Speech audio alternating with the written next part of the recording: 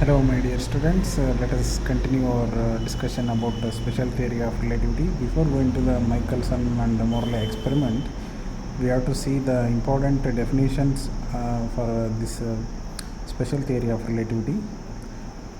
Firstly, to define the position of the particle by system of coordinates, axis is called frame of reference. Dear students, we already know that in a universe, any system or any point should be x-axis, y-axis, z-axis, y1, z1. The position of, for example, point B, the position of point P with coordinate system x, y, z is P, x1, y1, z1, and this coordinate axis system is called coordinate system and called as frames of reference. What I am saying is here a system of coordinate axis which describes the position of a motion of a particle in a space called frames of reference. What I show here, and this is called frame of reference of point P, C. Whenever a body changes its position with frame, then the body is said to be in a state of motion. Otherwise, it is in a state of rest. See, if the body is at here, x1, y1, z1, after some time,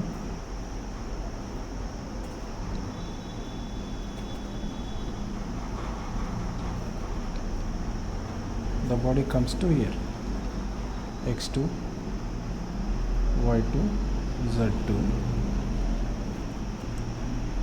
at t equal to t1, at t equal to t2.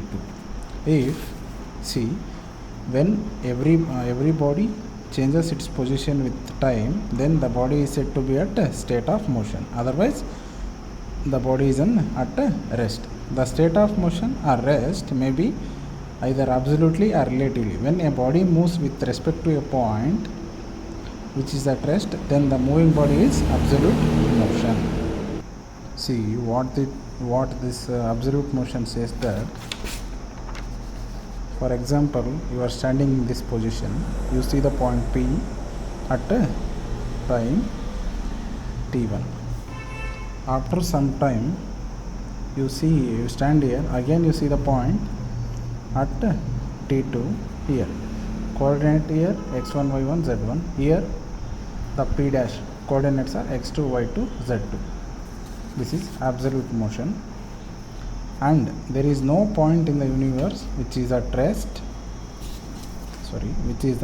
always absolute rest. See, there is no point in the universe is at absolute rest position. Is that nothing but in the universe, sun, moon, star, all are moving, sun, moon, stars, all are moving. No body is at a state of rest. Hence, absolute motion is only imaginary. See, this is absolute motion. Absolute motion is only imaginary. Both rest and motions are relative. See, this is the basic of theory of relativity. After that, important definitions are types of reference frames. In that, first one is inertial frame of references and non-inertial frame of references. Inertial frame of references, a frame of reference in which Newton laws of motion is valid, is called inertial frames. Same as a frame of reference in which Newton's laws of motion are not valid, is called non-inertial frame of reference. Example for inertial frame of reference is a frame of reference which is at rest or in uniform motion are called inertial frame of reference. Example is Galilean frames or Newton frame of reference. See, a frame of reference which is at rest or in uniform motion, the rate of change of displacement should be same. Here, the frame of reference which is are in accelerated and rotating are called non-inertial frame of reference. Inertial frame of reference is which Newton laws of motions are valid, they are called inertial frame of reference. if the laws of motion of I will tell one more time. If the frame of reference which allow the Newton's laws of motions are called inertial frame of reference. If the frame of reference does not valid Newton's laws of motion is called non-inertial frame of references. The next topic is ether hypothesis. Ether hypothesis. A medium is necessity for the propagation of waves. We already know that if I am talking is my words are hearing to you all is with the help of the air.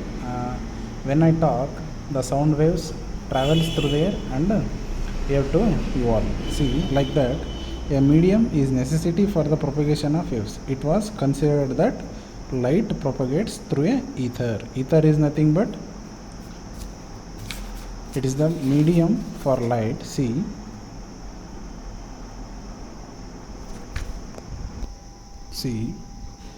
the sun is here and the earth is here. Earth is moving in this direction, and what that time then in the 1877 scientists are think that ether is the medium for light propagation towards the all.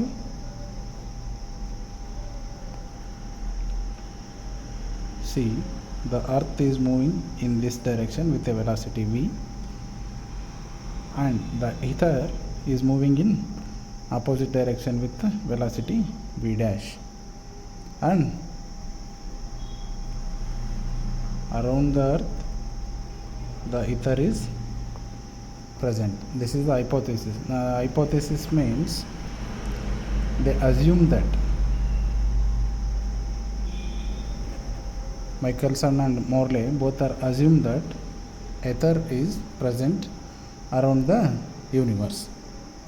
They assume that the ether is present around the universe, and they assume it was considered that light propagates through the ether as sound waves propagates through air. ಹೇಗೆ ಗಾಳಿ ಮುಖಾಂತರ ಶಬ್ದ ತರಂಗಗಳು move ಆಗ್ತವೋ ಅದೇ ರೀತಿ light from sun to earth ether through ether transfer ಆಗಿ ಅರ್ಥನ್ನು ರೀಚ್ ಆಗುತ್ತೆ ಅಂತ they considered that and make an experiment to find that ether is present or not. What they did experiment is for the speed of light is in all frame of references. Now an interesting question is whether relative motion between the ether and earth can be detected. Then we can express all motion of relatives to the frame of reference in 1887. Michelson and Morley set out to measure the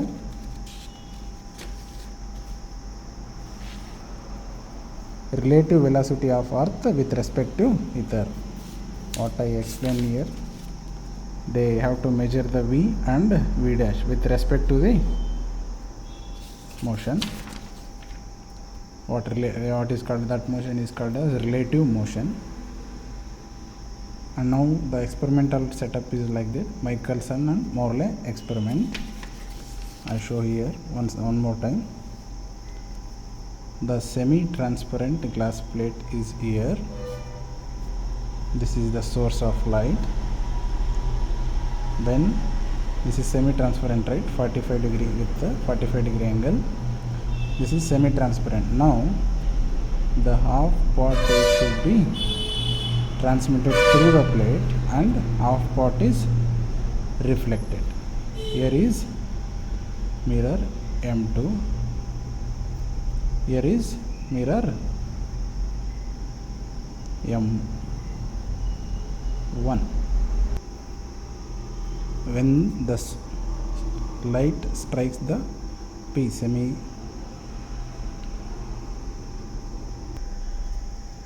when the light source is on, light travels in this direction, strikes the plate that is in 45 degree. Half of the light is transmitted, half of the light is reflected. Here is mirror M2, here is mirror M1. This is B, this is A point. Now the distance between two mirrors is same.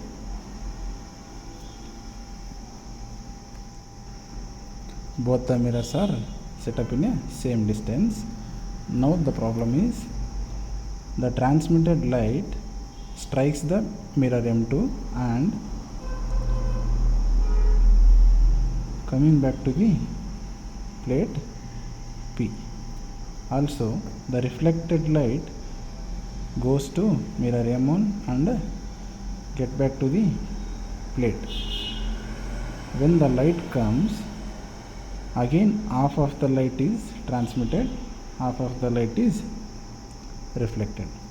When this reflected beam get back to the point P, so half of light is transmitted, another half of light is reflected. Neglect this. See, here is the telescope. When we see both the rays in a telescope, the fringes are formed. This is how the light travels in the experimental setup.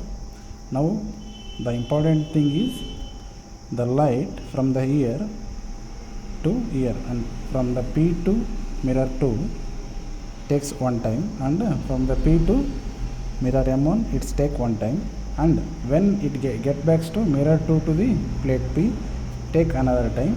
When this get back to the P from mirror 1 it's take another time. So the time is different in two situations. So now we have to calculate that time and compare both the time from year to year, from year to year. See, that is in our next video. Just recall that how the ray passes in the experimental setup and how they get back to the telescope. In our next class, in our next video, we calculate the derivation with the help of the derivation, how the light traveling speed is different from year to year and year to year.